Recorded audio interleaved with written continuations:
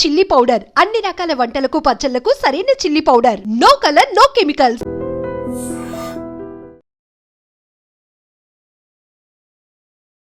నమస్తే, welcome to iDream media. నేటి వాస్తవంకి స్వాగతం.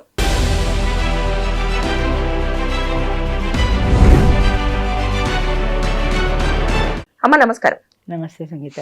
అమ్మ, ఇప్పుడు తల్లిదండ్రులు ఏం చేస్తారంటే మా పిల్లలు అబ్రాడ్లో ఉండాలి, అబ్రాడ్లో చదువుకోవాలి, అక్కడ సెటిల్ అయిపోవాలి అని చెప్పేసి చాలా గొప్ప గొప్ప కళ్ళు కని వాళ్ళని పంపిస్తారు.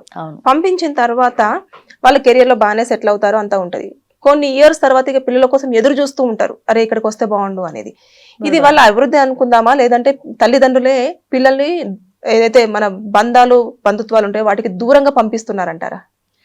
అంటే తల్లిదండ్రుల ఉద్దేశం ఏంటంటే పిల్లలు బాగా అభివృద్ధిలోకి రావాలి, అంతకు మించి ఈ సొసైటీలో మా పిల్లలు అమెరికాలో ఉన్నారు అని చెప్పుకోవాలి అని.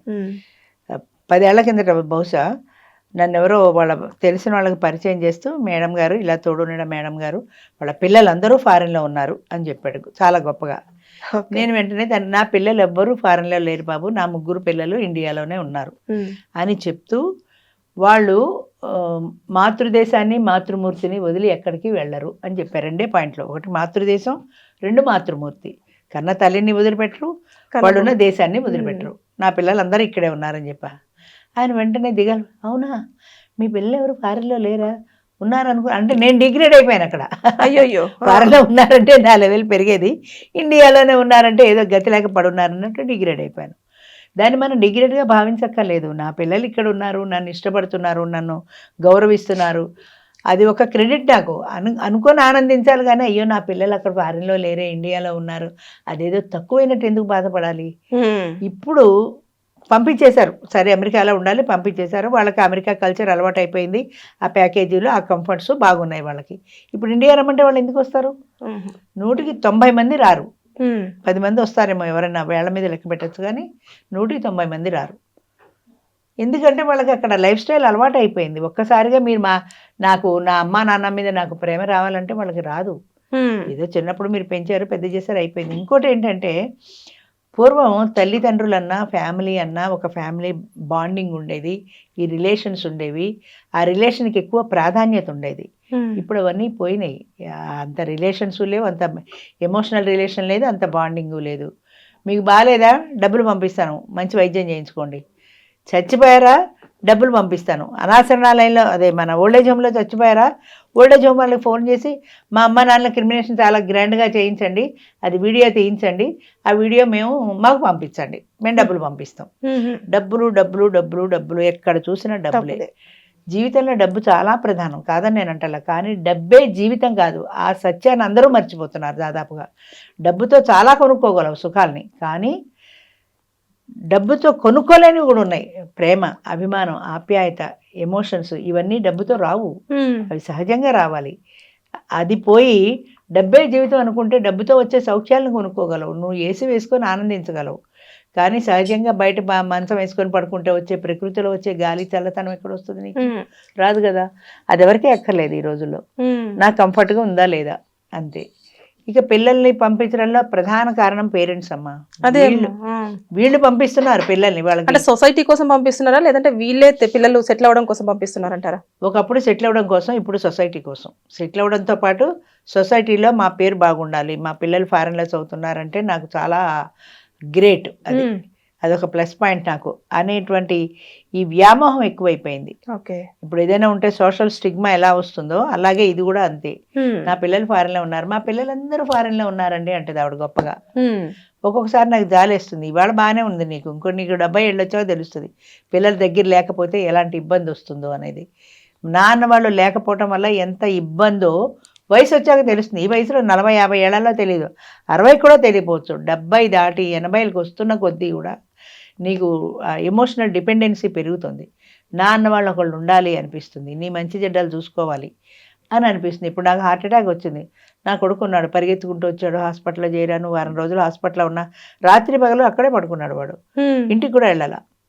మా వాళ్ళు ఎవరో తోడుండే వాళ్ళు, మేము ఎవరో వస్తాము, రాత్రిపూట మేము ఉంటాం, మీరు ఇంటికి వెళ్ళండి అంటే కూడా ఎవ్వరు అవసరం లేదు, మా అమ్మకి నేనే ఉంటాను, నేనే చేస్తాను.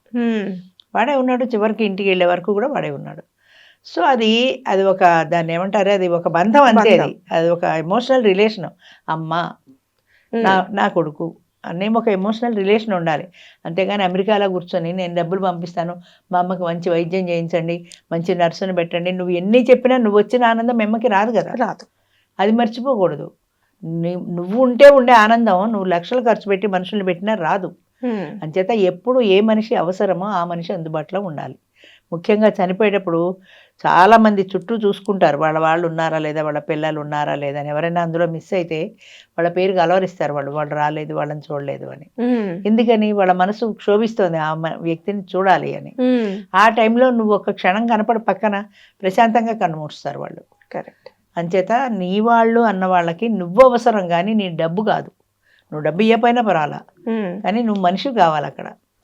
అది పోయింది. అంటే ఆ డబ్బుతోనే కానీ బంధుత్వాలు, రిలేషన్స్, ఇప్పుడు మానవ సంబంధాలు అంటారే అవన్నీ డబ్బుతో ముడిపడి ఉన్నాయి అంటాడు కార్ల్ మార్క్స్. అంచేత మానవ సంబంధాలన్నీ కూడా డబ్బుతోటే ముడిపడి ఉన్నాయి. ఎక్కడో నేను టీవీలోనే అనుకుంటా చూశాను, కొన్ని ఏజెన్సీలు వస్తాయి. ఇప్పుడు పెళ్ళిళ్ళకి దానికి ఏజెన్సీలు ఎలా వస్తాయో చచ్చిపోతే చేసే ఏజెన్సీలు వస్తాయి. ఇప్పుడు అందరూ అమెరికా వెళ్ళిపోతున్నారు అనుకో, పిల్లలు ఎవరు ఇక్కడ ఉండరు, దాదాపు అందరూ ఓల్డ్ ఏజ్ హోమ్లకి వెళ్ళిపోతారు, ఏదో సీనియర్ సిటిజన్ హోమ్స్కు వెళ్ళిపోతారు. మీ నాన్నగారు మీ అమ్మగారు ఎవరో చనిపోయారని ఫోన్ వస్తుంది వాళ్ళకి. వాళ్ళు అక్కడి నుంచి క్రిమినేషన్ చాలా గ్రాండ్గా చేయండి, మేము డబ్బులు పంపిస్తాం. వాళ్ళకి అప్లికేషన్ ఇస్తారు ఫిలప్ చేయడానికి. ఏంటంటే పువ్వులు, ఫారిన్ పువ్వులు చల్లాలా, ఇండియన్ పువ్వులు చల్లాలా. ఇండియన్ పువ్వులు చల్లితే ఒక రేటు, ఫారిన్ పువ్వులు చల్లితే ఒక రేటు. మేము అమెరికాలో ఉన్నాం, మా అమ్మ నాన్నకి ఫారిన్ పువ్వులే చల్లాలి. అది తర్వాత చనిపోయిన తర్వాత ఆ దాన్ని ఏమంటారు, ఆ భస్మం, ఆ బూడిదని మీకు పంపించాలా, ఇక్కడ ఉంచాలా, లేదా లాకర్లో భద్రపరచాలా. బూడిద ఏం చేసుకుంటామండి అంటుంది వాడు పెళ్ళం. ఆ బూడిదకుండే పవిత్రత వాళ్ళకి తెలియదు. అదే హిందూస్కి ఎంత పవిత్రమైంది అది. అది తీసి ఆ బూడిద తీసి పవిత్ర జలాల్లో చల్లి అదంతా పెద్ద కార్యక్రమం. బూడిద మనం ఏం చేసుకుంటాం అన్నారు, దాని వాల్యూ వాళ్ళకి తెలియదు కాబట్టి మాకు బూడిద ఎక్కర్లేదండి. సరే, ఇంకా బ్యాండ్ మేళం కావాలా మీకు, సన్నాయి మేళం కావాలా, ఏ మేళం కావాలి, ఏడవడానికి మనుషులు. అది బాగా నాకు నవ్వొచ్చిన విషయం ఏంటంటే, వాళ్ళు చచ్చిపోయినప్పుడు ఏడవడానికి మనుషులు ఎంతమందిని పెట్టాలి అంటే వాళ్ళు కూడా హైర్ చేసుకుంటున్నారు, దొరుకుతున్నారు. ఇది కూడా ఉందమ్మా. మనుషులు దొరికితే వాళ్ళు వచ్చి కూర్చొని ఏడుస్తారనమాట. అంటే మనిషి చచ్చిపోతే ఏడవాలి, అక్కడ కన్న పిల్లలే లేదా ఎవరు ఏడుస్తారు. అంచేత ఏడవడానికి కూడా మనుషుల్ని హైర్ చేసుకుంటున్నారు. ఎంతమంది కావాలి, ఎంతమంది ఆడవాళ్ళు, ఎంతమంది మగవాళ్ళు, నలుగురిని పెట్టండి, 2 ఆడవాళ్ళు 2 మగవాళ్ళు. వాళ్ళు ఏదో చెప్తారు, దానికి వీళ్ళు ఏదో రేటు చెప్తారు, అది వాళ్ళు ఓకే అంటే వాళ్ళు మనుషులను కూడా అరేంజ్ చేస్తారు. అంటే కొన్నాళ్ళకి మన పరిస్థితి ఎలాగొస్తుందంటే, మనుషులు చచ్చిపోతే దానికి కూడా ఏజెన్సీలు ఉంటాయి. ఆ ఏజెన్సీ చెప్తే వాళ్ళు అన్నీ అరేంజ్ చేస్తారు, ఆ ప్రకారం వీళ్ళే తీసుకెళ్తారు, వాళ్ళే తలగోరు పెడతారు, అయిపోతుంది మంగళం అంతే.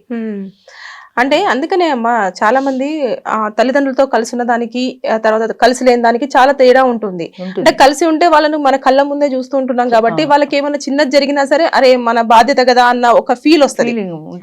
అక్కడ ఎక్కడో ఉంటారు కాబట్టి వాళ్ళకు తెలియదు కాబట్టి కనిపించదు కాబట్టి మేబీ మీరు అన్నట్టుగా ఇవన్నీ జరుగుతాయేమో. అవును, కొంతవరకు కారణం కావచ్చు. కానీ ఎక్కడున్నా నీ మనసులో వాళ్ళ పట్ల ఒక ఫీల్ ఉన్నప్పుడు, వాళ్ళకి బాగా లేదన్నప్పుడు నువ్వు ప్రత్యక్షంగా చూసినా పరోక్షంగా నువ్వు ఉన్నా కూడా అయ్యో వాళ్ళకి బాగా లేదు అనగానే నీకు రకరకాల ఊహలు వస్తాయి. వాళ్ళు చాలా బాధపడుతున్నట్టు ఏడుస్తున్నట్టు నీ కళ్ళ ముందు కనబడుతుంటుంది. అంచేత అవన్నీ కనపడినప్పుడు నీకు బాధ కలగాలి కదా. అవును. అంచేత దూరంగా ఉన్నంత మాత్రాన అది బాధ లేకుండా పోదు. ఎమోషన్స్ అనేవి లేకుండా పోవు. ఉంటే ఎమోషన్స్ అనేవి ఆ మనిషికి ఉంటే అది లేకుండా పోదు. ఎప్పుడెప్పుడు కలుద్దామని వాళ్ళు కంగారు పడతారు, రాలేకపోయామని బాధపడతారు. ఎప్పుడు ఎమోషన్స్ ఉన్నవాళ్ళు, అవేమీ లేని వాళ్ళు నువ్వు చెప్పినట్టు నాకు సెలవు లేదు, నేను మీకు $1 పంపిస్తాను, మీరే కానీ చేయండి అనేవాళ్ళు ఉంటారు. వాళ్ళకి ఎమోషన్స్ ఉండవు. ఎమోషన్స్ లేక రాలేకపోవటం వేరు, ఎమోషన్స్ ఉండి రాలేకపోవటం వేరు. రెండింటికి తేడా ఉంటుంది కదా, చాలా తేడా ఉంటుంది. ఇంకొకటమ్మా, బేసిక్ గా అప్పుడు తల్లిదండ్రుల ఏజ్ ప్రకారంగా వాళ్ళు అక్కడికి వెళ్ళి పెళ్లి అయిపోయిన తర్వాత వెళ్ళి పిల్లలకి అంటారు. ఈ ఏజ్ లో అమ్మమ్మ తాతయ్య నానమ్మ తాతయ్య అని చెప్పేసి పిల్లలతో మనవడు మనవరాలతో ఆడుకోవాలన్న ఆశ వాళ్ళకి ఎక్కువగా ఉంటది. వాళ్ళని పిల్లల్ని తీసుకురారు, పంపించరు.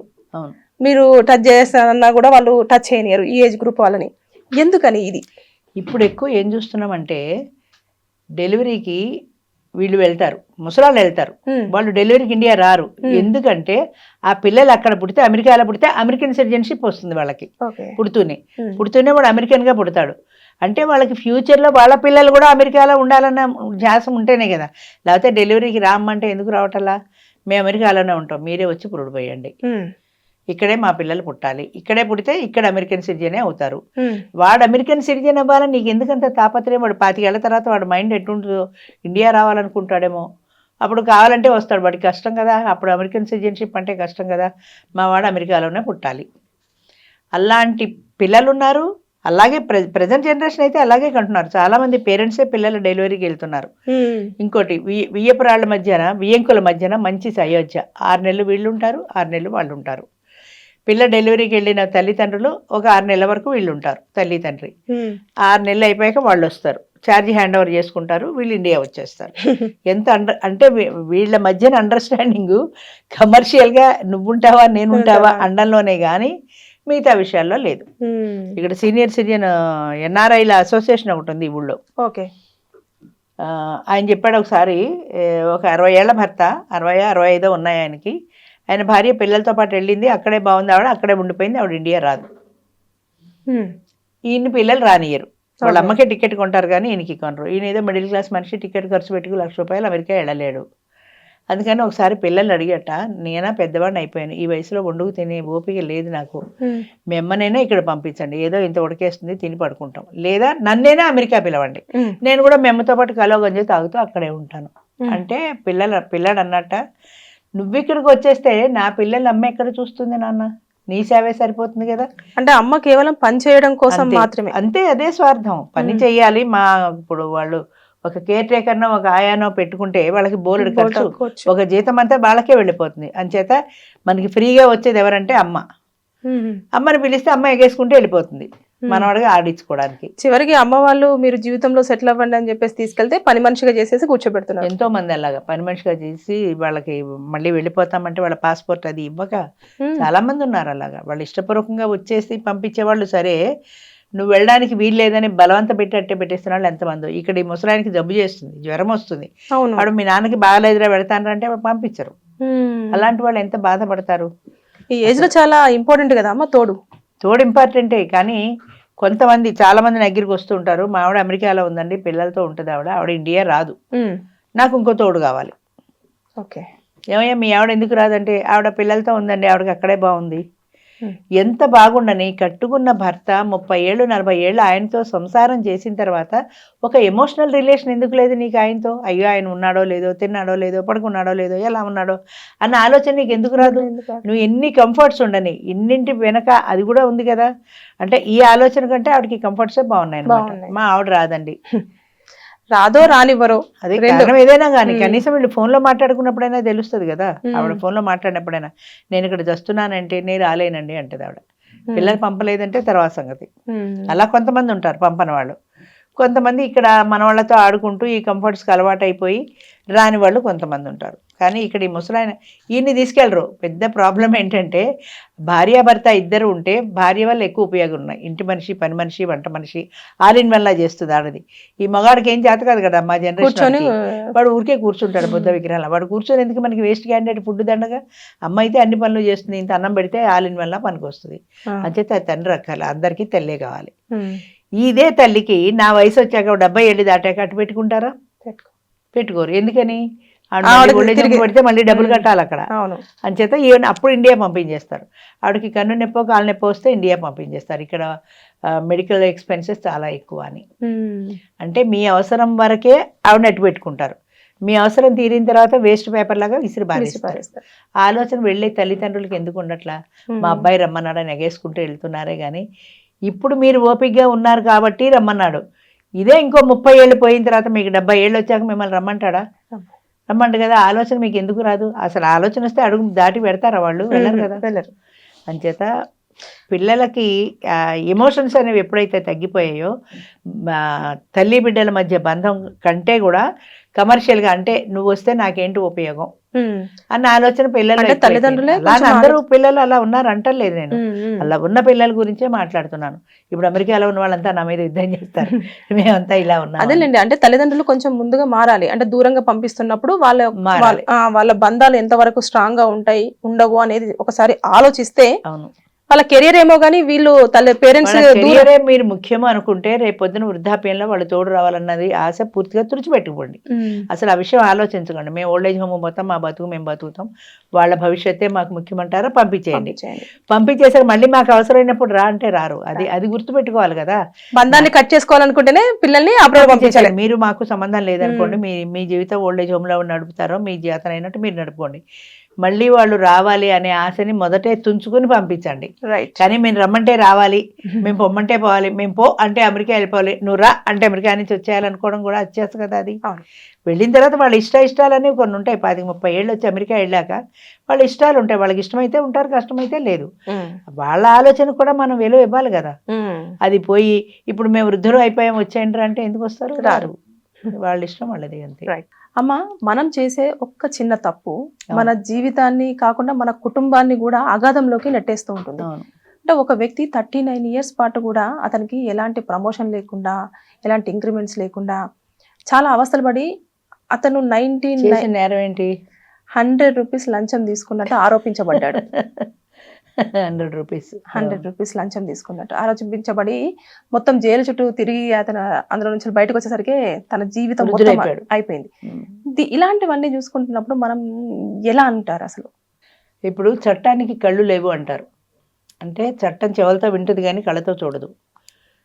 చట్టానికి ప్రధానంగా వాళ్ళు ఏ జడ్జిమెంట్ ఇచ్చినా సరే సాక్ష్యానికి అనుగుణంగానే ఇస్తారు.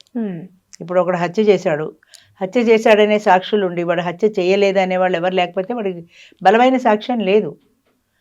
అంచేత ఏ కారణమైనా సరే వాళ్ళు సాక్ష్యాలకు అనుకూలంగానే తీర్పులు ఇస్తారు తప్ప, అందుకే చట్టానికి కళ్ళు లేవంటారు. వాళ్ళు చెప్పింది విని ఇవ్వటమే. అలాంటి సందర్భాల్లో, చాలా సందర్భాల్లో అమాయకులు కూడా బలైపోతుంటారు. వాడు ఏ తప్పు చేయకపోయినా, వాడు ఏ దొంగ సాక్షిని తీసుకొచ్చినా, ఎలా చూసినా వాడికి కర్మం చాలకపోతే వాడే దోషిగా ప్రూవ్ అవుతాడు. వాడికి కోర్టు శిక్ష వేసేస్తుంది. ఇంకా ఇది చిన్న 100 రూపాయల లంచం హత్య కేసుల్లో ఇరుక్కుంటారు. వాడి తప్పు లేకపోయినా వాడు దోషిగా ప్రూవ్ చేస్తారు లాయర్లు. ప్రూవ్ చేయగానే వాడు దోషి అయిపోతాడు. యావజ్జీవ కారాగార శిక్ష వేస్తారు వాడికి, లేదా ఉరి శిక్ష వేస్తారు.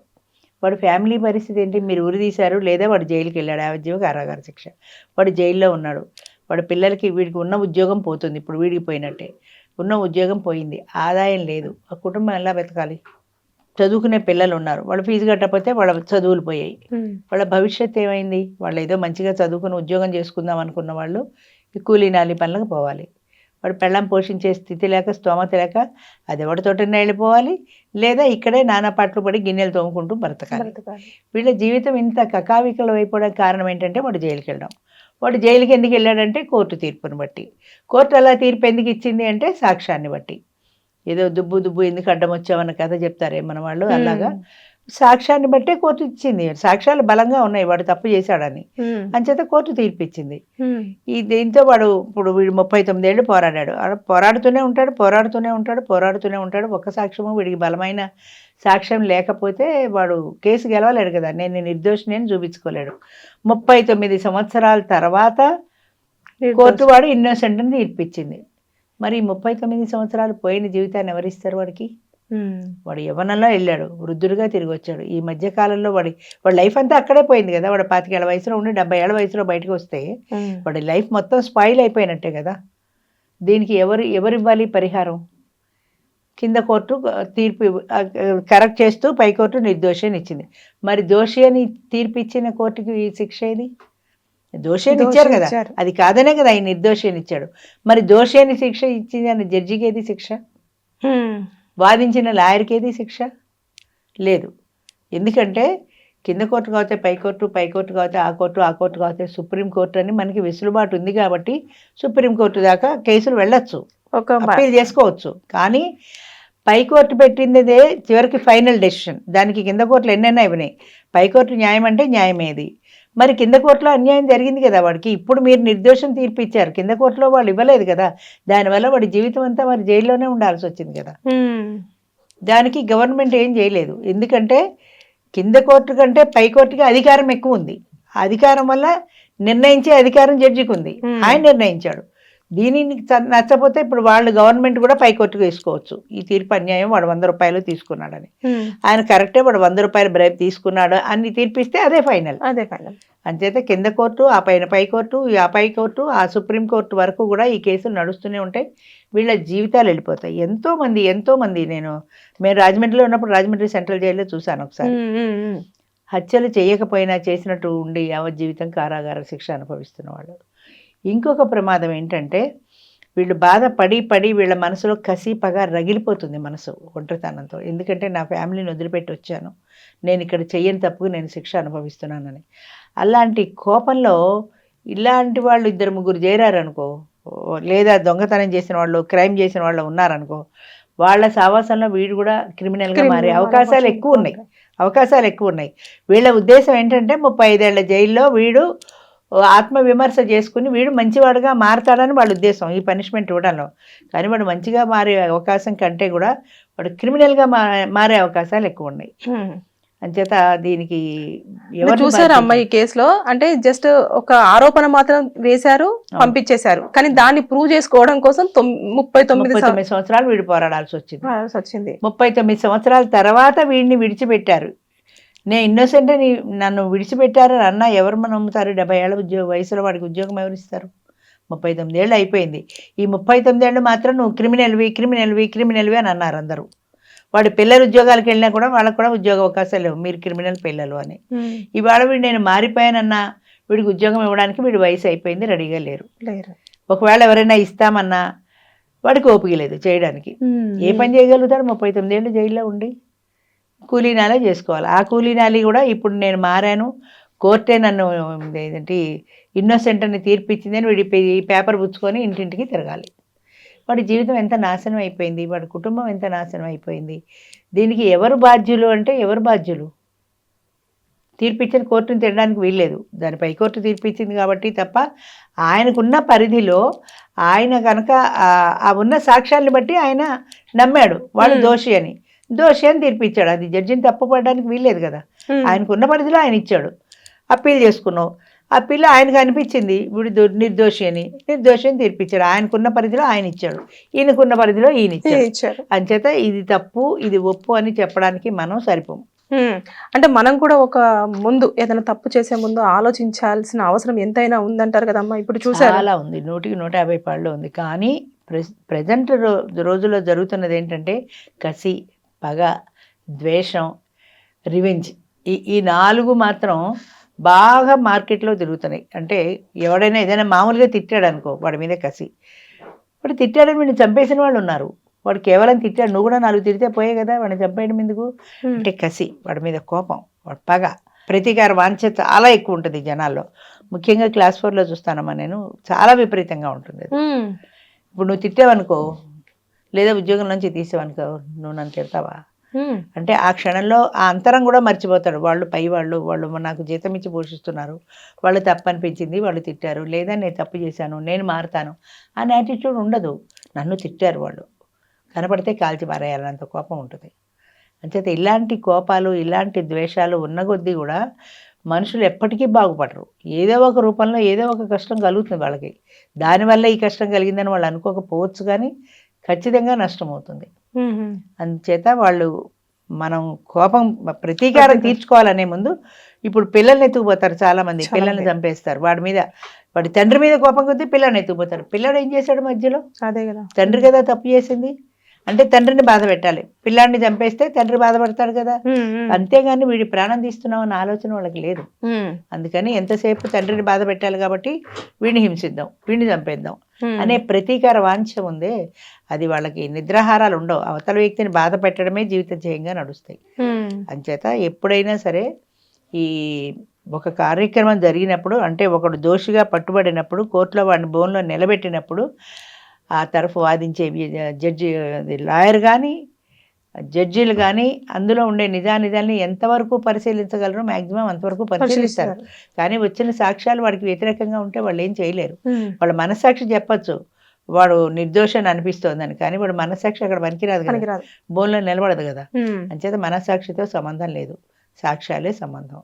అందుకనే చట్టానికి కళ్ళు లేవని గంతలు కట్టేస్తారు. సొసైటీ కూడా చాలా వరకు ఒకరిని దోషి అంటే నిర్దోషి ఈ రెండు వేరే అసలు తెలియదు మా తెలియకుండా అవును. ఏదో ఒకటి ఇలా చేశారు అని ఆరోపించబడంగానే అతను ఒక మొత్తం వెలేస్తారు. దోషిగా వెలేసేస్తారు. ఆ. ఖచ్చితంగా వాడే కదా, వాడి ఫ్యామిలీ మొత్తం వెలేసేస్తారు, వాడి పిల్లలు, వాడి భార్య, వాడి కుటుంబం అంతా వెలేసేస్తారు. ఇదంతా ఒక ఎత్తు, వాడికి శిక్ష పడ్డం ఒక ఎత్తు అయితే సమాజం నుంచి వాడిని వాడి ఫ్యామిలీని వెలివేయడం ఇంకా బాధాకరం. వాళ్ళు ఎక్కడికి వెళ్ళడానికి లేదు, వాళ్ళని ఐసోలేట్ చేసేస్తారు, ఎవరు మాట్లాడడానికి వీల్లేదు. వాళ్ళు ఆడుకోవడానికి వెళ్తే కూడా పిల్లలు వాడిని ఆడుకోవడానికి రానివారు. తప్పు చేసింది ఒకరు, పనిష్మెంట్ పడుతున్నది ఇంకొకరు. అది ఎలా తెలుస్తుంది? సాక్ష్యాలను బట్టి కోర్టు జడ్జిమెంట్ ఇచ్చింది.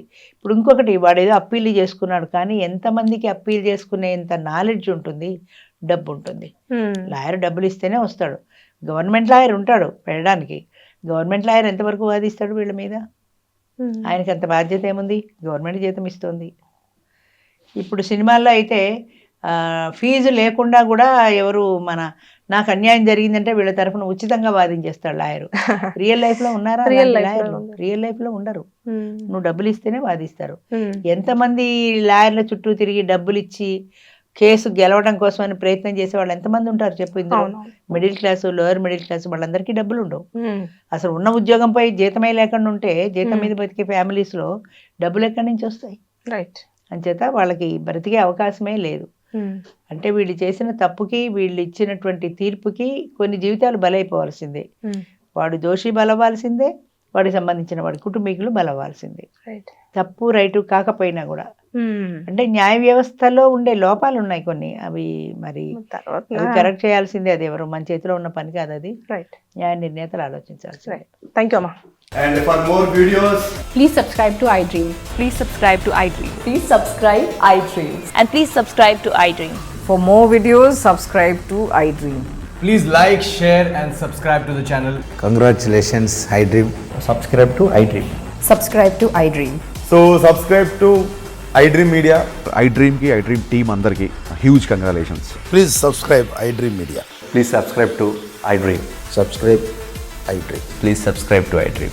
iDream అంటే నా కళల ఛానల్ సబ్స్క్రైబ్ చేసుకున్న నోరు తిరుగుతలేదు, మీరైతే గంట గుర్తు కొట్టండి. For more such videos, please subscribe to iDream. Subscribe to iDream. Please subscribe to iDream. Please subscribe iDream Media. Please do subscribe to iDream. Please subscribe to iDream Media. For best entertainment and information, please subscribe iDream. And don't forget to subscribe to iDream.